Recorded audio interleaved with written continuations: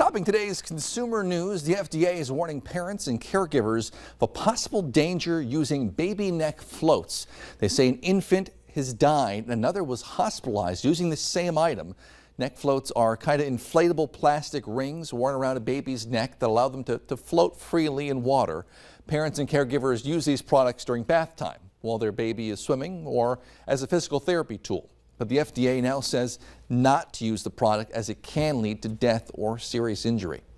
The global shortage of computer chips forced General Motors to build 95,000 vehicles without certain components they normally have during the second quarter. The Detroit automaker said today most of the incomplete vehicles were built last month and expects most of them to be finished and then sold to dealers before the end of the year. The unsold vehicles amounted to 16% of GM's total sales from April through June. The company also said it sold more than 582,000 vehicles during the quarter, which is down more than 15% from 1 year ago. As millions of Americans prepare to hit the roads this holiday weekend, catalytic converter thieves are also taking aim at their vehicles and their wallets. Thefts of the expensive anti-pollution devices soared more than 1,200%. It's more than 1,000% between 2019 and 2021. Carter Evans explains what drivers can do to protect themselves. They took all this piece. This is all where the catalytic converter goes and the oxygen sensors. They're all missing. It's becoming a common sight for mechanics and an expensive lesson for car owners. You feel violated. Krista Washington had to pay $2,500 to replace her catalytic converter after thieves stole it in broad daylight. Working like NASCAR pit crews, crooks jack up the car and use a cordless saw to cut out the converter in seconds. Hey, you!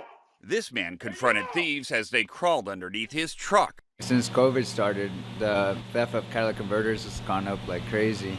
From 2019 to 2021, thefts shot up more than 1,200%, with California, Texas, Washington, North Carolina, and Minnesota leading the nation.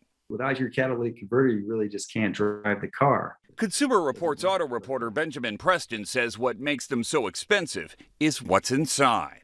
You'll have probably at least $1,000 worth of precious metals in a catalytic converter. Each one can contain several grams of platinum, palladium, and rhodium, which are used to decrease noxious gases from engine exhaust.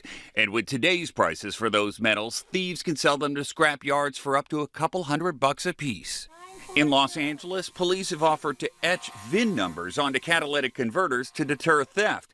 This year alone, 36 states are working on legislation to regulate how they're bought and sold. But in the meantime, Now's a good time to start keeping an eye on it and thinking about where you're parking. Might be worth walking a few extra blocks just to park your car in a better place. Hey, you! Carter Evans, CBS News, Los Angeles.